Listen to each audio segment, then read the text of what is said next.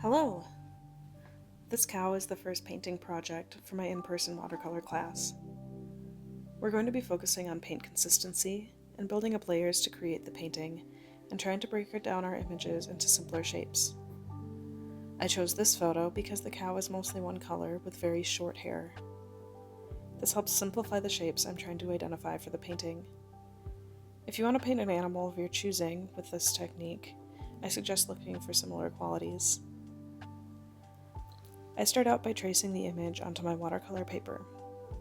I didn't record this step, but it's easier to see what I'm doing here on Procreate. It's important to get in the basic silhouette of the animal, the placement of the features, and the lines between light and shadow. I avoid drawing individual hairs and all those tiny shadows on the face. This can complicate the process, and those small textural details don't add to the overall effect I'm going for. Instead, I make sure to draw my shapes with an edge that suggests the texture. Up near the forehead, where the cow has longer hair, I use more jagged lines to describe the shape. On its muzzle, I keep the lines straighter.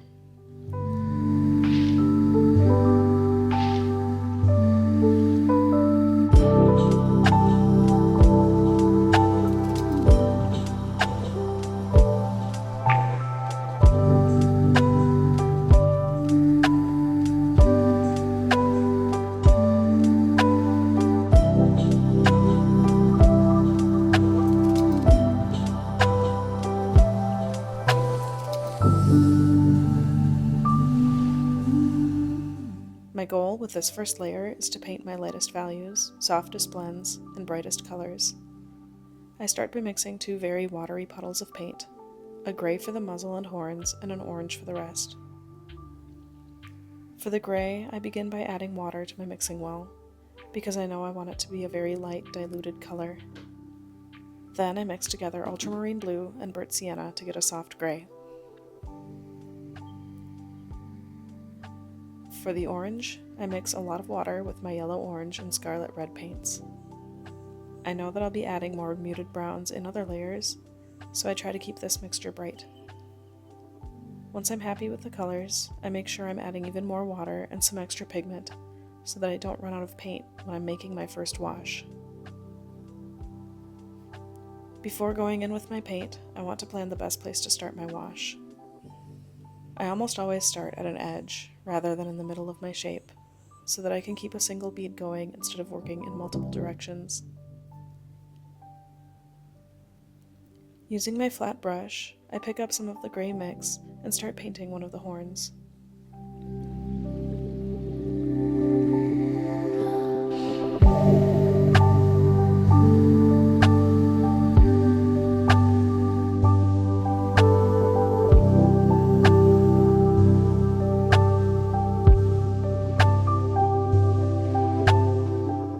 I make sure to leave a good bead at the end of this shape while I paint the other horn so that I don't get a dried edge. Then I wash my brush and pick up my orange mix.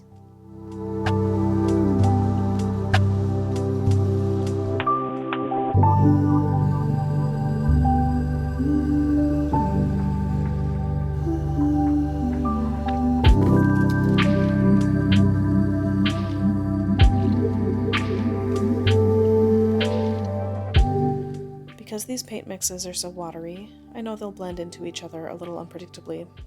I'm okay with this, because I know a lot of these areas will be covered up later with a darker color. If some of the gray from the horns bleeds into the orange, or vice versa, don't bother trying to coax the paint back to its place. Just let it blend naturally.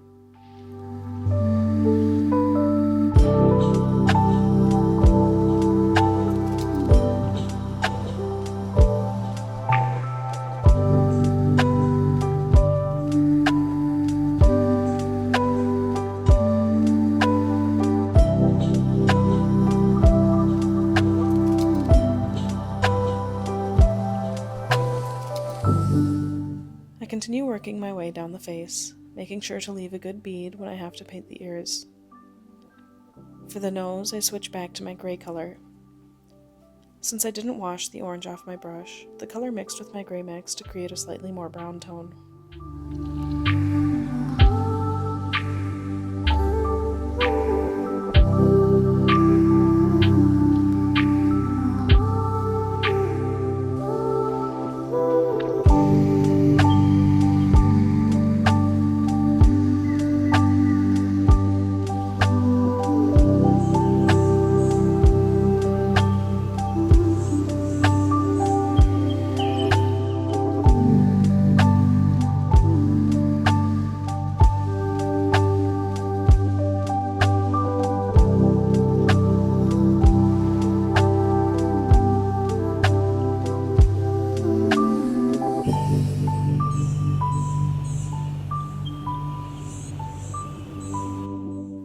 Some puddles were left on the paper once I finished my wash. I clean my brush and dry it on my towel before using it to wick up some of these puddles.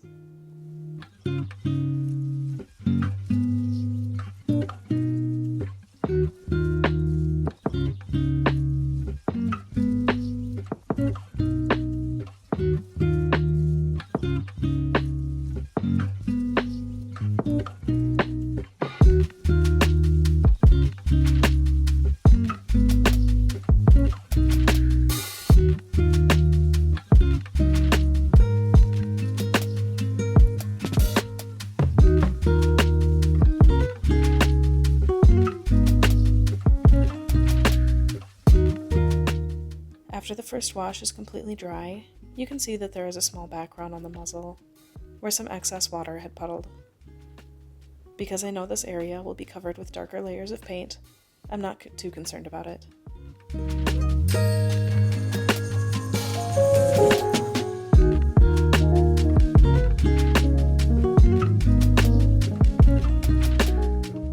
Now that this first layer is completely dry, I'm mixing my paints for the next layer. In the gray paint well, I'm mixing extra ultramarine blue and burnt sienna, and adding in some yellow ochre. I still want to keep this wash very watery. I'm also adding to the orange mixing well, putting in more yellow, orange, and scarlet, and also some burnt sienna to desaturate that bright orange.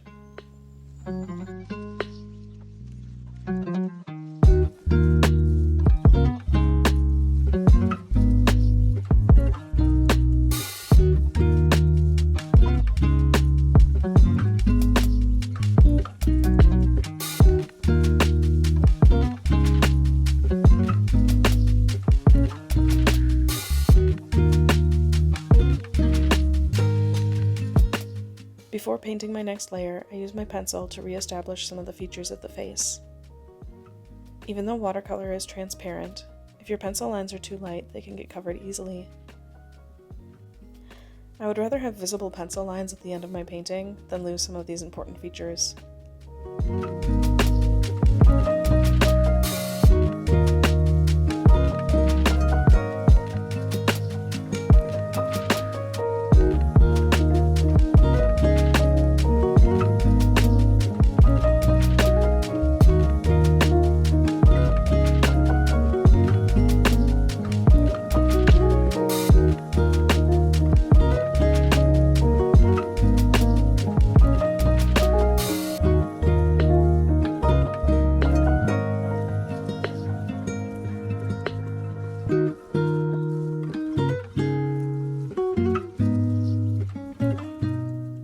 With the watery gray mixture, I paint the whole shadow shape of the muzzle.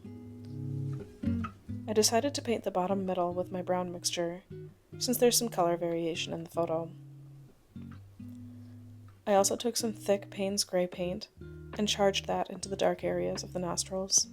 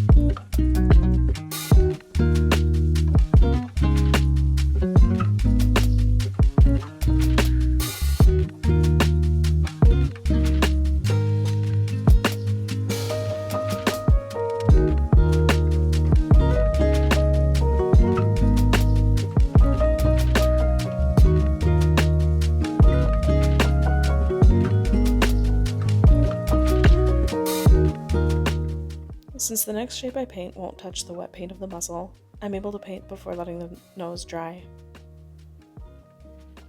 Taking the watery brown mix, I paint in the largest mid-tone area of the face.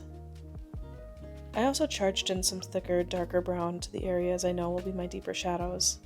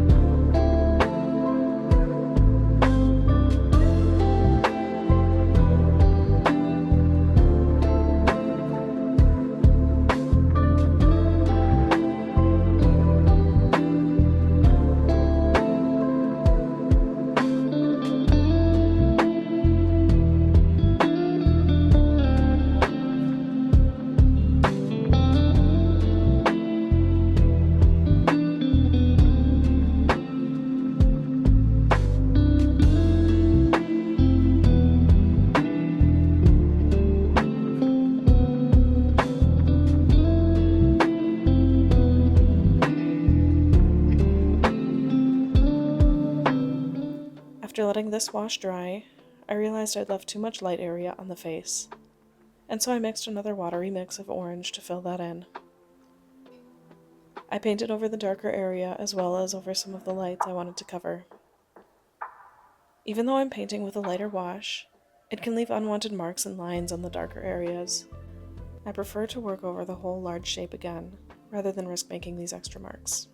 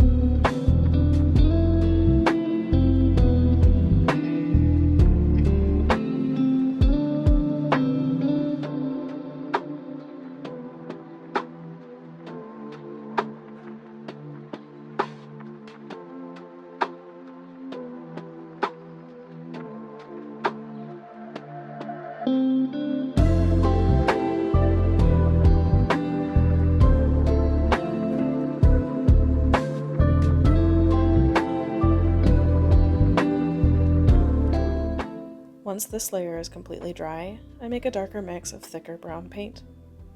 To make it thicker and darker, I add less water than in the previous mixes. I added more burnt sienna and a little bit of ultramarine. Even though I'm using the same paints as my gray mix, I'm using them in different ratios to keep the paint more brown than gray.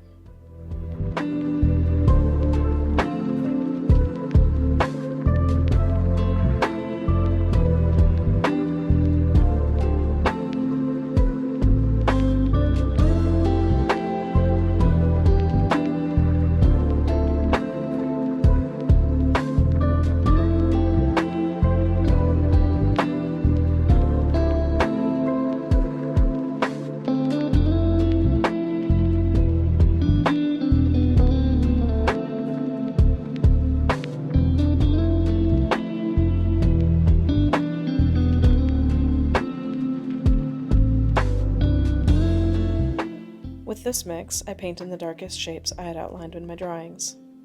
In hindsight, I should have left this for a later stage, but you'll see how I handled this a little bit later.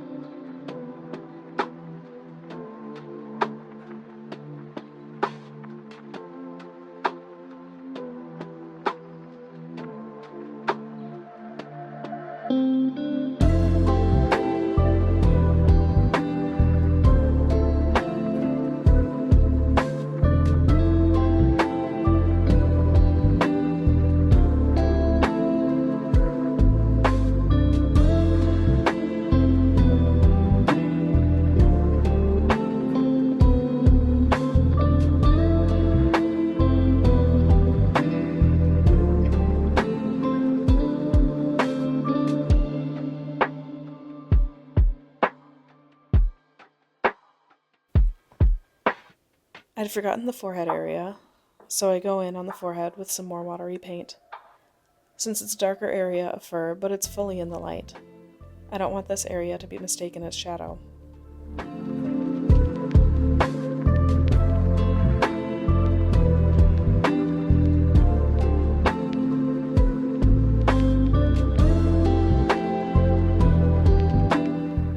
With the muzzle fully dry, I go in with my same gray mix of paint to paint the darker center of the nose, covering the dark shadows of the nostrils. While the paint is still wet, I charge in more Payne's Gray to deepen those shadows even further.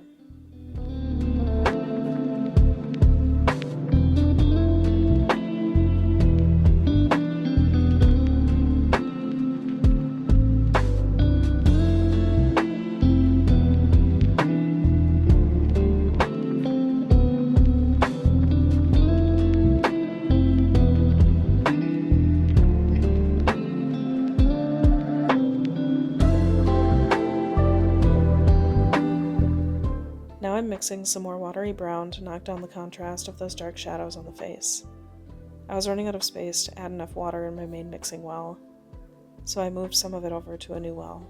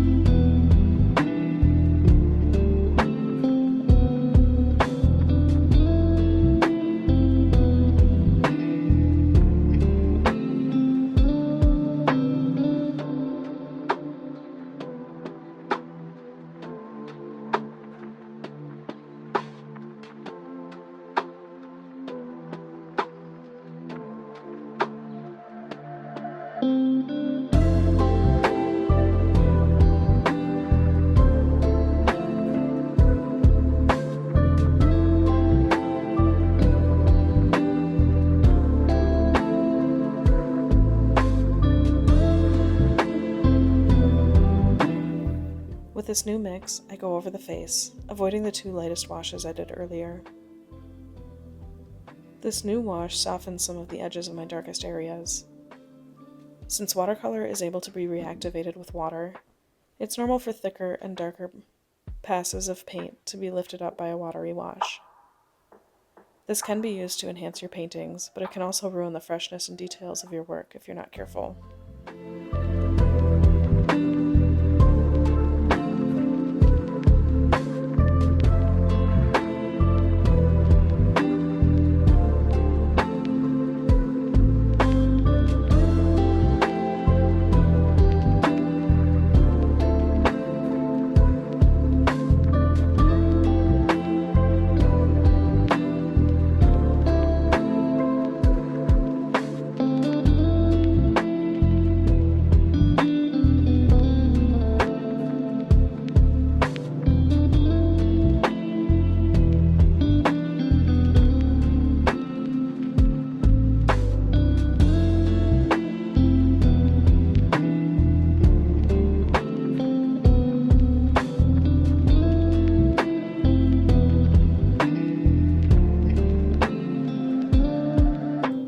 I've been neglecting the horns, so I add an extra layer there, leaving the light areas I had drawn earlier.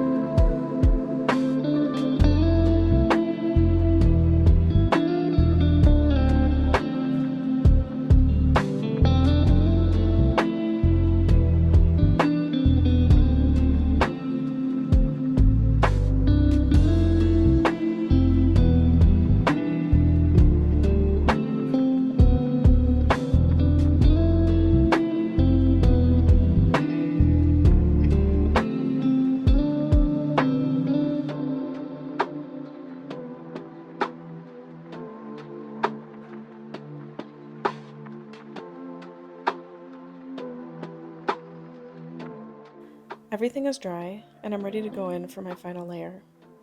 I mix a small amount of water and burnt sienna into some thick Payne's gray. I use this mixture to paint in the details of the features, filling in the nostrils, eyes, and inner ears.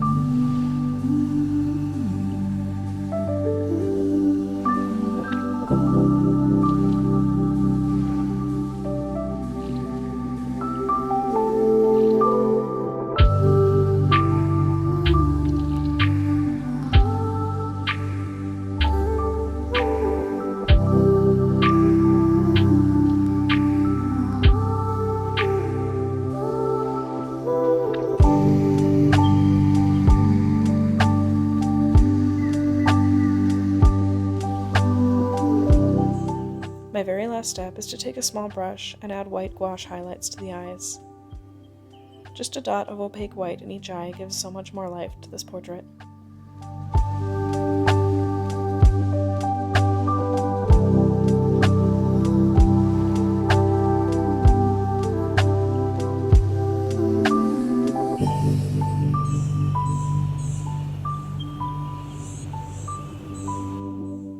I hope you enjoyed watching my process for this cow, and encourage you to try this technique for yourself. Thank you for watching. I'll see you next time.